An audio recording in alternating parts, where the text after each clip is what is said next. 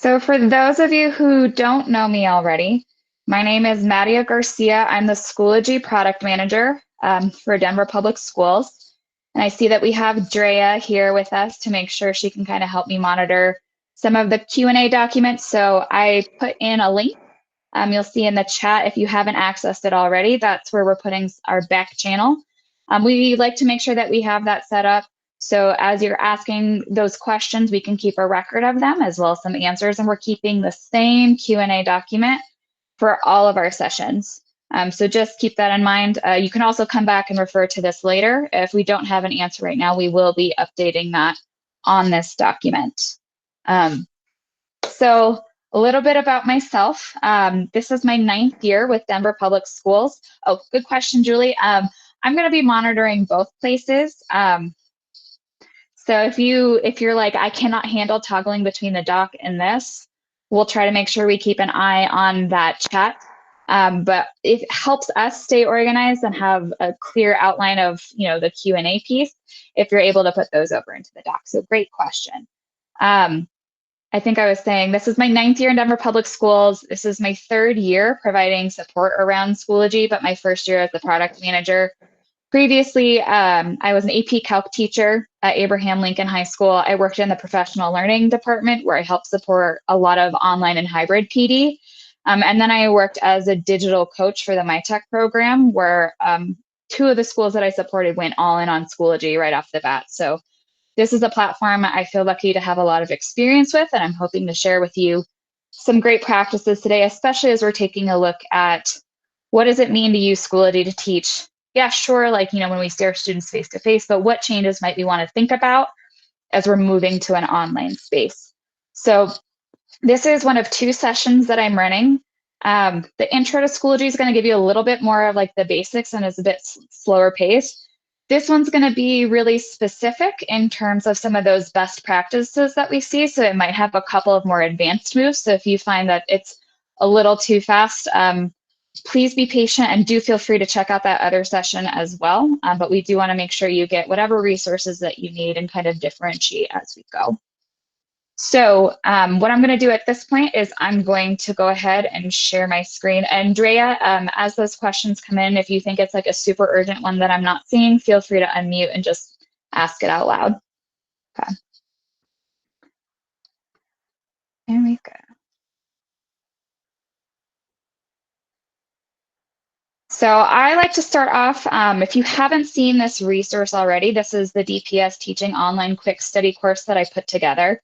It was designed to be completed in 30 minutes or less, and it's really focused on best practices versus some of the technical pieces that we're going to be talking about today. So what I'm proposing that we do is we kind of go through some of these big chunks and walk you through some of the tools that were used to put some of these pieces together. Now, just so I make sure that I don't forget to mention it, DPS is lucky to have purchased Premium Plus support for Schoology. So if at any point you have questions, you can always go down to the bottom of Schoology, select support, and you'll see that we do have these 3 chat options or 3 support options. The top one is going to be the submit a request option. This will create an email ticket. These go to their best support agents. So if it's something that you can wait a little bit on getting an answer to, this is a really good option to make sure you have the best response possible. If it's something that's a little more immediate, there is the live chat that's available, as well as phone support for those of us who enjoy being on the phone. I've used both of them. They're really easy and they've done a great job to help me support. As you can imagine, the amount of traffic to Schoology has increased. When I talked to them last Wednesday, they had told me the number of users who were on their platform had doubled in that week prior, and they've been already putting plans in place to sustain that kind of growth. So we haven't really seen any interruptions in service, and so far their support has been able to keep up really well. So just be mindful that should you run into anything, that support is available to all DPS staff through their Schoology accounts. So the first piece I want to address is going to be teacher presence. So this is where you're including videos of yourself in terms of a best practice. we really like to make sure that our students feel connected to them, right? A lot of our kids are scared and they're dealing with tough family situations. And we want to make sure that you're building on the relationships that you already have established with your students and using that to make sure that they still feel connected to you and their classroom community. So one of the things you can think about is incorporating videos. I'll show you how I made this video here. So if you go under Add Materials, this is a less commonly used feature in Schoology, which is a page, because I think most of us make our presentations in a Google slide or a different kind of platform. But pages are another way for us to put out content or directions to our students. So I can title my page, I can put whatever text I want, and then inside of Schoology, you'll see there's an audio video recording tool. If I click that, I can either record just audio or audio and video. And that will allow me to record a screencast of myself here, right, just through my webcam. That's not going to capture my computer screen, but that is going to give kids that webcam view of you, see your face, hear your voice. I know a lot of us are really hesitant to video ourselves, but from a social and emotional and supportive lens, it really goes a long way for our students, for them to make sure they can still feel connected to you. So that's one option there. The other thing I want to show you is for this page in particular, I have it set up so that I have it displayed inline. So that's one of the page options you see here. And what this does is it allows the page to be displayed up on that top level instead of having to click into the page to see its content, right? I wouldn't do this with everything, because then you will experience what I call the scroll of death, right? Your page is just going to be really, really long to scroll. But if you have a welcome message or a welcome message just for that day or week, consider using that option here. I'll show it again, edit underneath the page, display inline to just show that at the top of your course or wherever you're having families navigate.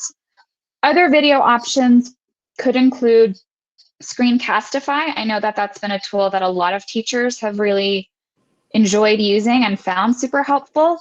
That's going to be a Chrome extension that you can install. I'm not going to go in super in depth to that tool because I believe there are other sessions on that tool later today, but do keep in mind anything that you create that has a link, you can go ahead and put inside of your Schoology course. So I often like to record those different things. Like as a math teacher, I would often want to kind of record my annotations or my presentations along with it. If you're using that tool, I would encourage you to embed your little video, your face in the corner of it, again, to like build that connection with students and help them feel like they're connected to you.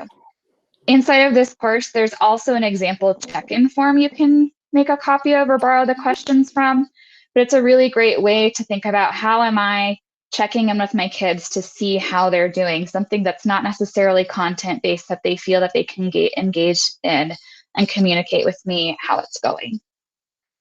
So I'm going to pause here, check a couple places for question. Andre, if there's any that you want to highlight, let me know.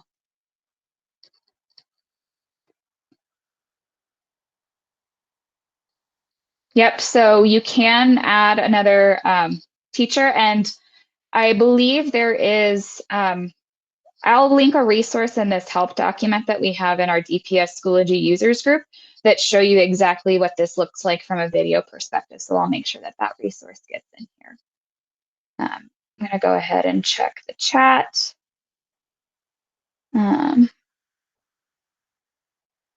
Yeah, so yeah, you can watch this video as many times as you want. Yeah, that's one of the things that I think my students, when I taught AP Calc, really appreciated when I posted videos, is sometimes, especially if it was short enough, they could watch it over and over and over again to get everything that they needed. So the second thing that I want to really talk about here is this family engagement and communicating clear expectations, because I think they really go hand in hand.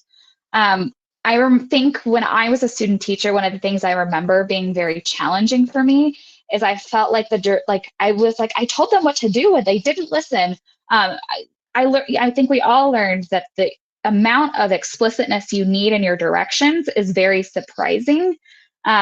I will tell you that as I'm auditing people's online courses and I'm giving them feedback, that this is one of the top things that I end up giving feedback on is I make sure that you're clearly communicating the expectations. So it's one thing to like post a video link or post an assignment, but do make sure you have either a page or a video, or better yet, even a checklist where you can have students know, okay, these are exactly my expectations. This is exactly what I should be engaging in. So that's super helpful. I think a few tools that are super helpful. One, for you as a teacher to get insight into what's going on, if you look at the left tab of any course, you'll see that there's an analytics button here.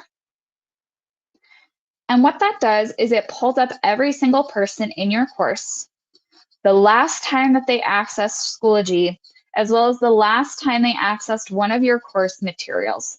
So you can see like, okay, you know, this person was on Schoology today, but they haven't been in my course since yesterday, right? If you click into a person, it will give you a list of all of the materials for your course and which ones they have or have not completed. So that's one thing that I really like to use to help see that back and forth, like, are kids actually understanding the directions that I'm giving them, because I can see through those analytics that they've actually logged in and completed some of those things. You can also consider setting up completion roles, meaning that so underneath options here, you can select student completion. And what this does is that it allows you to add requirements that students are going to need to complete. And you can also select that they will need to complete them in a particular order. So this can be done up here at the course level for the entire course.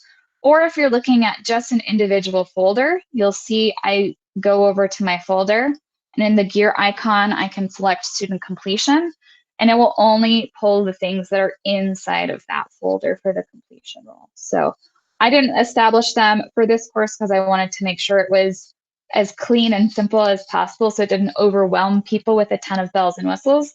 But I do like to highlight that that's an option for you to help kind of monitor where students are at and see how much of the stuff that you've put a completion role on, any material that has that, you'll see up here underneath student completion that it will start giving you a progress bar on how far along a kid is within that course.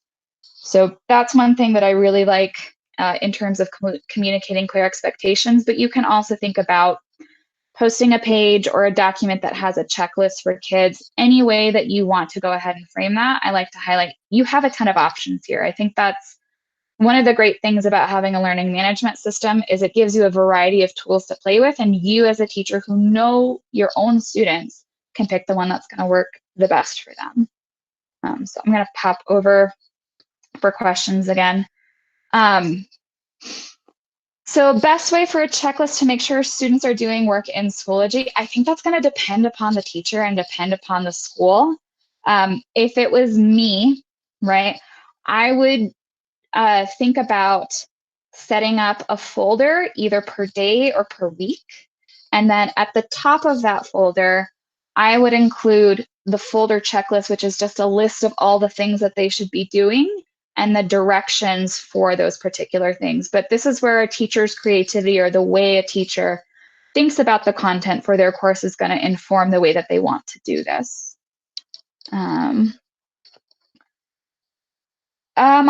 In terms of Khan integration, yeah, there's some, but you would definitely have to take a look and be a little more creative with that. I know that the Khan app is turned, or the resource app is turned on, so you can import videos from Khan Academy, but it does take some extra setup to make sure that Khan's going to integrate in some of those different ways. Yes, there is an access code for this course. Drea, you can pull that from the resource document and put it there. How do you set up a conference with a linked course? So what I will say about conferences, because I do like to make sure that we're being really mindful when we're taking a look at incorporating live meetings and videos with our students. So there is a conference app inside of Schoology here. So if I go over to the conference app, it's going to launch a tool called Big Blue Button. And I can create conferences here, and it should have the same conference information that's populate for any linked sections.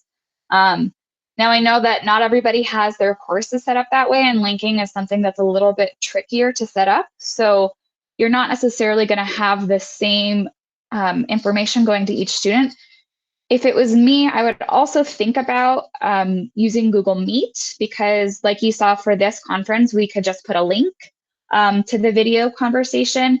And so you can put any link that you want inside of Schoology. So under add materials, add file link or external tool, you could consider just posting the link to any course that you want to join and use the same link across all of your different sections. So I do like to caution us against doing too much live video conferencing, because I know a great number of our students are currently supporting their families with things like childcare, or they're running errands, or they may even be taking care of a sick family member. And so I think we need to use those very cautiously and really think about, okay, are we providing equitable opportunities for our students who can't be there in person? And be really mindful about some of those things, because I think that's really important.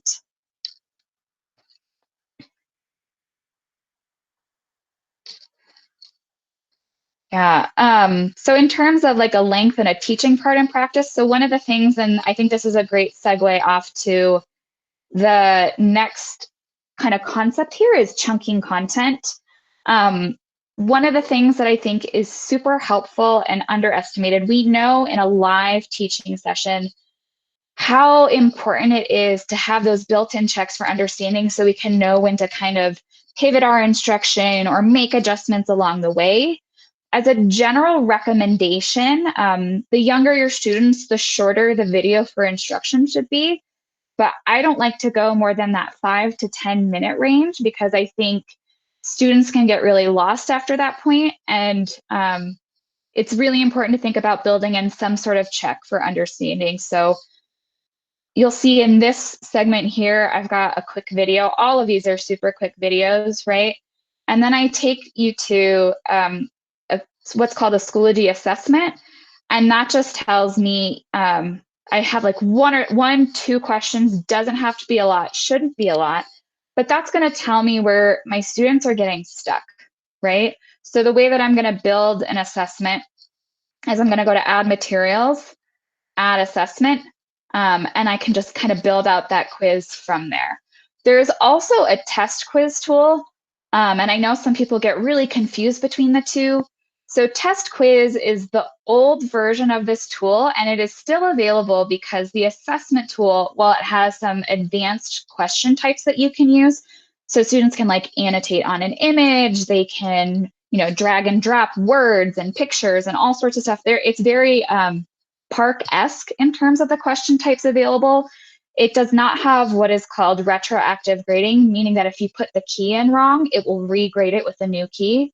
It doesn't have that yet. And I know there's a couple other advanced features that are not in place. So test quiz will still be available until assessment has all of the exact same functionality. And for those that do have a test or quiz, it will still be there, and you can convert any of them to an assessment, and Schoology has promised they will give teachers plenty of time to make that conversion, which they do have a conversion process for. But I really like this assessment tool because it's something that's pretty easy to set up and just built right in, and I'm not keeping track of a separate Google form or anything like that, for just like those quick 1-2 checks for understanding. I know school leaders are providing different guidance in terms of how many minutes are expected for courses. So I would talk to your school leader about what their expectations are, but I would really think about, how do I chunk it into no more than like 20-minute sections of my course to really make it feel doable for students. So maybe you have like an introductory lesson. That video is like 10 minutes and you have a quick check for understanding after that. That might be one chunk of your lesson that you're taking a look at. But that chunking piece is going to be really, really important. So Connie, I hope that helps answer your question at least a little bit. Let's see. Trying to see if there's any other big pieces here. The next thing I want to talk about is going to be how you can think about some active learning strategies. So I think we want to make sure that students are doing a combination of, yes, like the online activities, but also think about other ideas for how they can be interacting with their world or having their real world experience show up and be an asset to them in this time. So you'll see here, I know Michelle Rosario, who does a lot of instructional design work for the ELA department, she had a great idea to have students like look at menus from online restaurants that are in Spain and Mexico for her Spanish students. Thinking about, you know, the data that we have right now, there are a lot of current events and those kinds of articles we can take a look at. For math, there's some data coming in. So really thinking about how can we allow our students to use what's already going on in the real world to support their learning and feel like it's a big asset for them. Last but not least, in terms of the stuff that I have on my list, you might want to think about how are you using Schoology to post updates or communicate with students or families. I will say, whatever communication streams you are already using, I would strongly encourage you to continue using any communication streams that are already working for you. Inside of Schoology, you do have this updates tool, which allows you to post a text update. You can enter a website if you want to. You could record a video if you want to. And this will push that update out to your parents and your students. You can also pin that update to the top of your course by clicking this bell before you post that update. And what that will do is on your materials, it's going to pin that right up here at the top of your materials above everything else. So that might be if you have like your checklist for the day or your announcement for the day, you could think about posting that as an update. And then again, pinning it to the top using this bell icon so that students and teachers can see. And they can always see past updates by accessing this update tab over here. So those don't go away. It's just the last one that has that bell icon checked will stay at the top. The second piece for messaging is underneath course options. You'll see there's the option to send a message. Now, my course, because it's all DPS staff members, does not have this as a dropdown, but you'll also see members and parents as one of the options here. So you can send messages here to members of your course as well as their parents. So that's a really great option for communication. So I'm going to hop over to the Q&A document and let me know, Drea, if I'm missing any of these.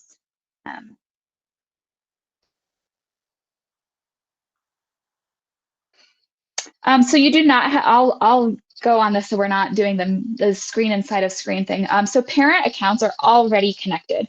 So if a parent has an account in Parent Portal, that's automatically connected inside of Schoology. They would just go into their Parent Portal account. There's an Other Apps tab, and they can just click Schoology and it'll log them right in, which is really great because that way they can see everything that you're posting. I'd imagine that a lot of the folks in this room are already using Schoology to some degree. I would remind you that Google permissions are always going to supersede those Schoology permissions. So if your document is only shared with those who are in the dpsk12.net domain, parents will not be able to see those documents unless you open that link up for everyone with the link to view.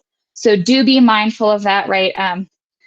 I always like to say follow the money, right? Google is making a ton more money than anybody else. And let's be real, they own so much of our data, it's ridiculous, right? So they get to call the shots. So make sure if you're using any of those Google links that you're sharing and you do want parents to see those, make sure that the link is set so that anyone with the link can view. So I think that's a great best practice. Doris, there are not questions already created in Test Quiz. You would have to create your own questions. The thing about Schoology is that basically a link is a link is a link. So it's designed to like link in what you want and allow teachers the creative freedom to make whatever they want, but it's not a content platform. It doesn't necessarily have some of those pieces. You might want to check out some of the curriculum and instruction groups because I know they are preparing some resources there that you'd be able to access and copy into your courses. So I'm looking back at this. There's no way to create recordings in Schoology, but can insert a link via Google Meet or Screencastify. So you can create recordings in Schoology using their built-in recording tool. So I'll show that one more time. I tend to do this in a page, but I believe you can also do this inside of a discussion. You'll see this will allow me to create a ton of content, and I think, let me make sure that I'm filling this up correctly. We should have some authoring tools at the bottom for you to be able to insert some of that content, right? Let me see if we've got, trying to figure out where that tool went. I know in updates you get, this is the microphone tool that you're looking for.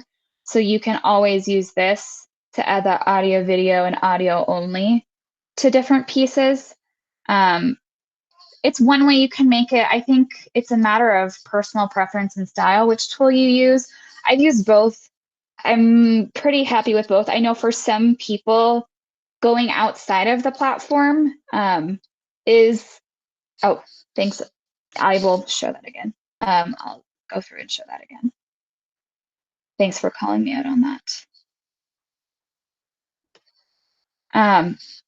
So when I'm here, I will often add materials this way. Okay, we do have that bar showing up at the bottom. So you see at the bottom here, there's this microphone tool that allows me to record either audio only or audio and video. That's built right inside of Schoology, and this bar that has that audio video recording is going to appear for both pages and discussions. So that's something that's built in, but I know different people have different preferences. Again, I've used both. I've been pretty happy with both. So I'm a little platform agnostic when it comes to this, but I think for some people, the idea of managing a separate application to do that video is a little bit overwhelming. So I like to be really mindful of that and give people options.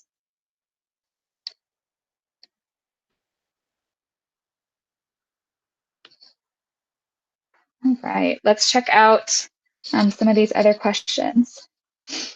I've created a scrolling window of death up until now. I've tried to move it in existing folders. Norton, if it was me, I would be sure to do as much drag and drop as possible. I think that tends to be a little bit faster, but I also know that for some people, having those mouse dexterity skills are a little bit challenging. So you'll see anything that you have, you can click the icon, and then you can just move it wherever you like. I think for some people, that's not something they expected. Moving forward, a pro tip I might have is you'll see as I hover over things, there's this little green plus sign with a line that shows up. That allows me to add content right wherever my mouse is. So I don't have to go through and drag and drop and reorder things. That's one of the things that I used to show people who had been using Schoology for a while, and they're like, oh, this is really annoying. And I was like, actually, it doesn't have to be that way. So that's a really neat feature that you can use to, moving forward, put things exactly where you want them.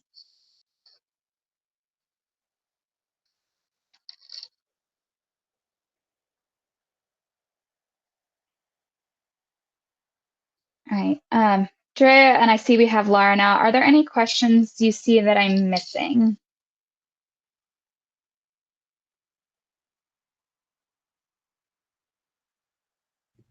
Nope, I'm not seeing any unanswered questions, Madia. Thanks. So good. I hit my target of trying to make sure that you had the best information as quickly as possible, but I do want to encourage you, as you're thinking through things, as you're working through some of them, to think about putting some questions into the chat, adding them to the chat document. But if you take away nothing else from this session, I would really focus on how can I be there and be present with my kids? How can I really do a good job communicating clear expectations for them, maybe providing a checklist? I personally, and I used to do this for sub days, is I would not trust a substitute teacher to read the instructions that I left for them. So instead I would say, hey, I just need you to play this video at the beginning of class. And most of the time they would totally do that and be game for that. And so I could articulate those instructions the way that I wanted to really well via video. And because my students and I had a strong rapport, they had an easier time following those directions because it was literally coming from my voice, with all of those different pieces. So that would be something that I would think about. Be sure to chunk your content. Do not record an hour-long lecture and expect any kid to watch it, right? Keep it 5 to 10 minutes, keep it short, and build in those checks for understanding. And then also think about opportunities to connect the learning as actively as possible. I know one of the big questions that I get is, Nadia, how am I going to give a test? And I think at this point, something that I might encourage is for you to think about things along the lines of, project-based learning or alternate assessments or some other options to have students demonstrate their learning. You could have them create a Google slide presentation and then record them giving that presentation, right? And maybe they post a link to a discussion board so all their classmates can see it.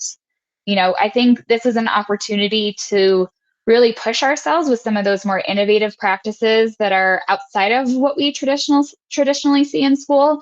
And I've been calling this the biggest adventure to ever hit the field of education. And I think the more that we can embrace that and look at it as an opportunity to show up for our kids in new and interesting ways, I think that's going to be super helpful. I also think the more that we can reach out to each other and help each other, the better off we're going to be. One of the things that this reminds me of is, if you do have other people that you're planning with or other resources that you want, or you're finding in the curriculum and instruction groups, you do have the option to copy these materials into your courses. So I'm going to show that real quick right now. So every single material item you're going to see inside of courses, inside of groups, will often have this gear icon. And this gives you a lot of options. One of them is copy to courses.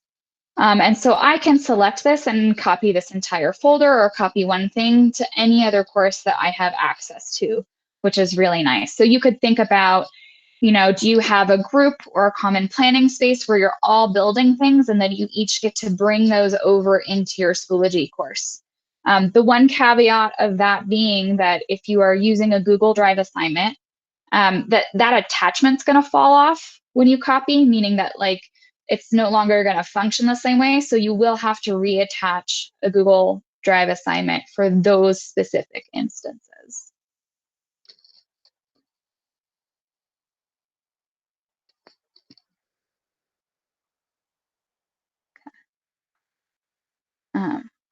Would it be helpful to see a Google Drive assignment, I'm guessing?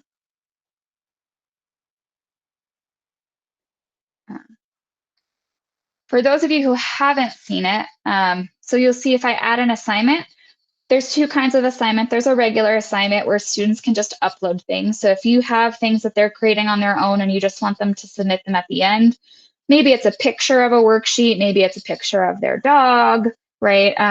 Any of those kinds of things. You're just going to put in your information here and create the assignment. If you want a template that students will get their own copy of, right? It's kind of like the Google Classroom functionality. You're just going to click this Assign from App, Google Drive Assignments, and it'll allow you to select that item from your Google Drive that you want to use as a template. So something you could think about that's a little outside the box. I know a lot of times we do this with docs, but I've also seen this work really well with a template that is a Google Sheet or a Google Drawing or any of those kinds of pieces. So really feel free to think creatively about the kinds of things that you're using as templates. And that can give students a little bit more creative freedom. But this is something that I really like. Again, if you're copying a Google Drive assignment from one course to the other, you'll have to go back into that assignment and reattach it from here using this button. But you should be able to do it pretty similarly. If you have co-teachers, you'll just need to make sure that that folder from your Google Drive, because we talked about how Google owns everything, right? It's going to make a folder in your Google Drive for those assignments that if you were the one that made the assignment, the student submissions will populate into that folder. You may have a co-teacher, you may have a school leader that wants access to that information. So what I have in the resource doc, you'll see, and this, I mention this here because I know that a lot of you have already used Schoology. There's this last link here, how to share your Google Drive assignment folder for co-teacher and school leader access. That's a video that shows you exactly how to go through that process, which I think can be really helpful for those that are looking at kind of collaborating remotely, especially if you're in a co-taught course for students with IEPs or English language learners. That might be something that you want to make sure you set up with that co-teacher.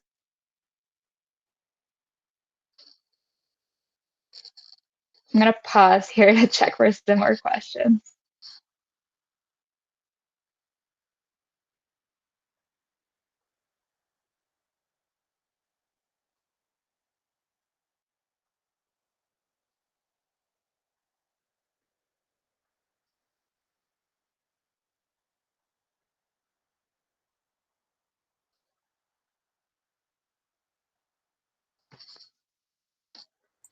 Maddie, it looks like there's a question around how to organize an online session. I know that you've got your online course example. You might want to walk through that. There's a question around chunking of time, and you mentioned that a little bit, but maybe just seeing your example course would help. Yeah, so I'll pull up sharing my screen again. So if it was me, right, and I'll show you something that I built what feels like forever ago. This is what happens when you've been in DPS for a long time. So I like to set up folders with really specific chunks in mind. This is one that I made that talks about how to design an online course, right? So what I would normally recommend is each one of these sections, right, taking no more than 20 minutes if you're setting that up. You could think about I think this is a little bit where it depends upon the school leader guidance that you're being given, right? I think some people are getting the message of, hey, you need to provide about 20 minutes of content for your students. I think some people are being expected to kind of put in content for a full regular day's worth. So I would definitely be in communication with your school leadership about that. As a general course organization rule, I don't like to have more than 5 or 6 folders at that top level because I think it can get really overwhelming for students and parents, and they might not be sure exactly how to navigate or what that looks like. So in this course organization one, you'll see what I have as units here could very well be relabeled as weeks, right? If you're having a folder, you could have a subfolder for each day. I'm trying to think here, right? So I can set up a subfolder inside of here, right? That allows me to kind of break things down by each individual day or each individual lesson. And then one of the things that I also have seen teachers do really well is they've set up what is called an archive folder or old stuff or whatever, vernacular your students are going to appreciate and enjoy. I often make that folder white so it doesn't stand out. And then I'll often put anything that's old inside of this, right? That they might want to reference at a later point, but you don't necessarily need it to be at the top of their mind. So best practice from what I've seen is that the current unit that you're on is going to always be at the top. And then you're kind of moving down from there because that tends to be exactly visually where kids are going. And that's the nice thing about being able to drag and drop things is, as a unit is over and you want to move it down, you can go ahead and drag it and do that there. Does that answer the question, Lara?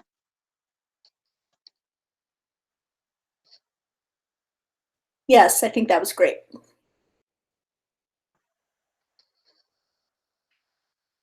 So parents are automatically added to their student's account if they are in Parent Portal. So I would just work with your school support staff to make sure that parents are signed in through Parent Portal accounts.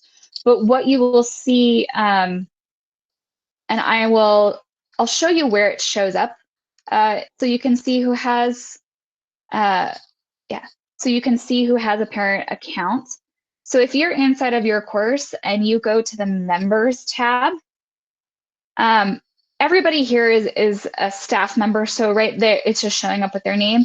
But for students, if they have a parent with a connected account, you'll see a gray name underneath this, and that indicates that that student has that parent account connected to it automatically through that parent portal access.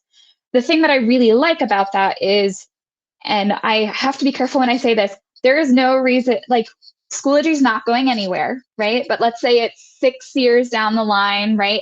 And we do decide to change platforms as a district. That parent portal access, that connection will just transfer to whatever new system that is. So it's not like we're starting from scratch when it comes to parent access. So that's why I've been encouraging schools to really push that parent portal, because that's going to guarantee long-term access for their parents, regardless of whatever system that they're in. But we do use that parent portal information to feed into the student accounts. And then for the co-teacher piece, so let's say, you know, I want to share this with Kelly, right? If I make a Google Drive assignment, that's going to show up in my Google Drive, okay? Now, this folder, and you can see my Google Drive's a hot mess, don't judge me. But what you'll see is there's a folder here called Schoology Google Drive Assignments. And I have to remind people that this folder will not show up until your first student has opened their first Google Drive assignment, right? It's not going to invade your Google Drive until it has to, basically, right? But once your first student has it, you have a couple options. You could share this entire folder with them, or you'll see as I click in, any course where a student has opened a Google Drive assignment, that folder has populated here to my Google Drive. So I can go ahead and click that course and share it with whatever co-teacher I want. If a school leader wants to make sure they have access, you can make sure that you share it with them, because school leaders do have the ability to look inside of all these courses, and I think that's important, so they can help see which students are going to need additional support or anything like that. But I know that that's been a question that a lot of school leaders have said, you know, like, hey, I can't see the kids' Google Drive assignments. What do we do? You as a teacher will just need to go in and share that, either the overall folder, right, if you just want them to have access to whatever, or you can share the individual course folder if you want to keep that permission a lot more restricted.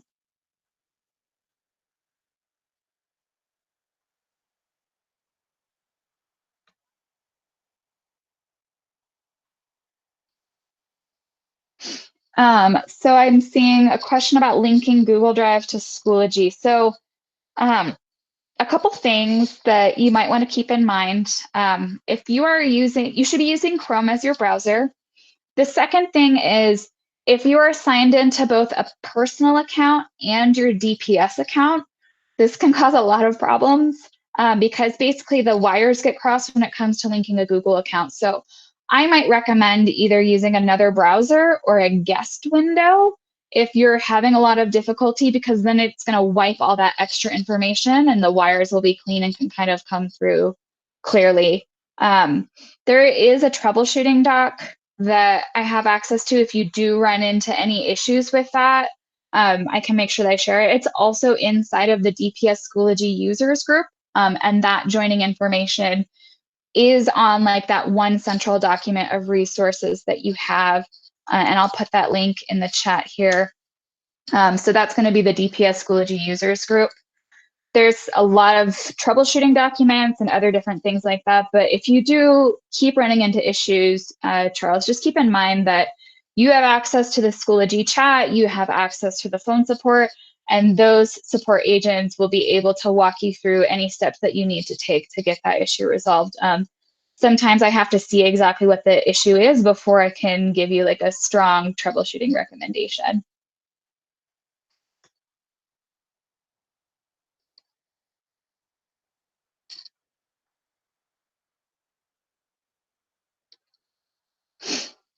I'm seeing, and let me know if I'm correct, Laura, Andrea, the ability to add a co-teacher, like let's say someone's gone, or you want someone to be able to add materials to your course. I can show you what that looks like. It's actually really nice. I know we also get some questions about concurrent enrollment professors, right? Because they might be using their own systems or they want to be inside of Schoology.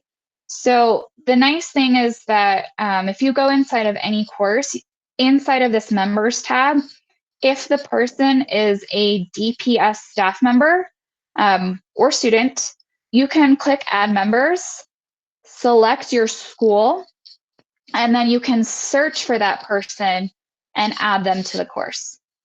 So that's something that tends to be really nice to help get people in. Now that's going to only add them as a member. The second step you're going to want to complete is inside of that members tab, you'll click this gear icon and you can select make admin, which will allow them to be a co-teacher inside of your course and have all of the same permissions that you do. I know this was a common question for folks who have a student teacher that might want to help out, or I know a lot of, there have been a lot of articles that I read about student teachers not getting enough hours for some of those things. So this could be a way for your student teacher to get some of that experience and support you in this process, or any other co-teacher, right, that is helping out.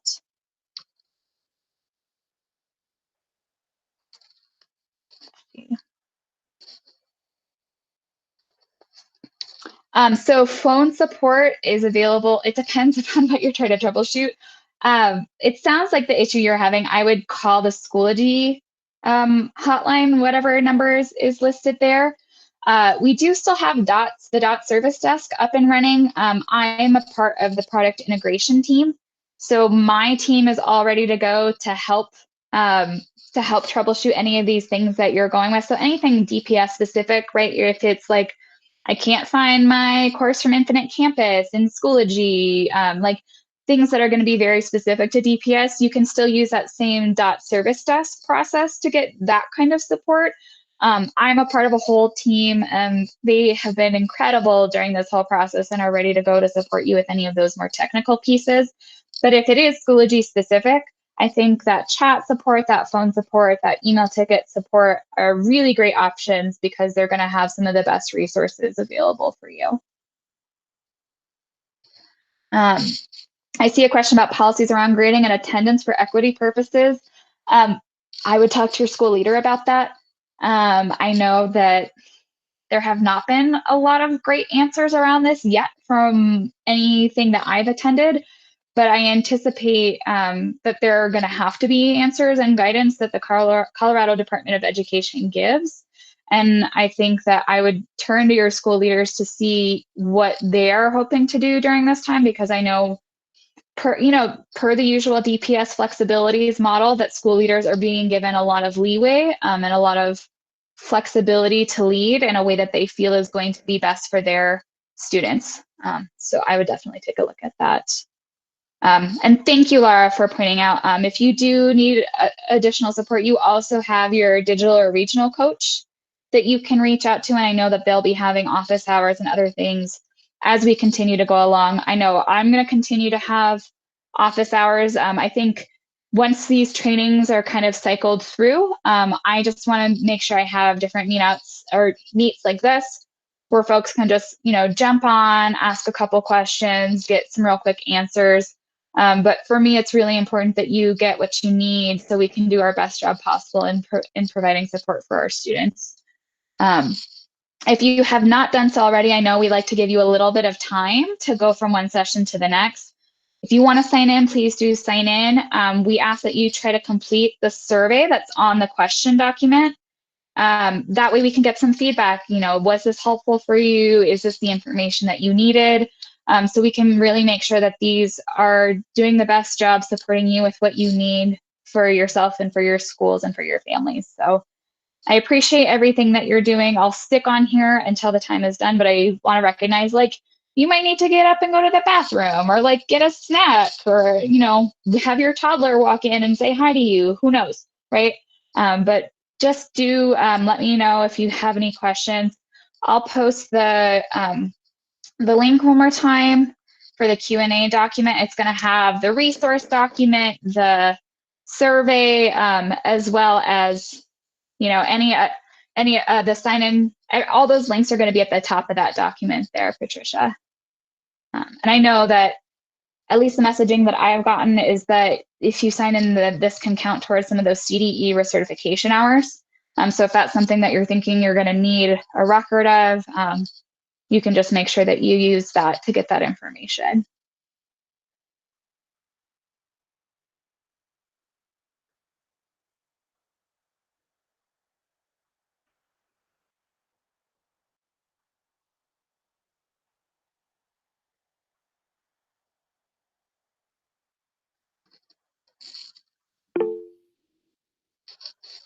Yeah. Have a great rest of your day. Just know I'm thinking about you. I'm going to stop the recording right now, but I'll, like I said, I'll hang out till the very end and see what you need.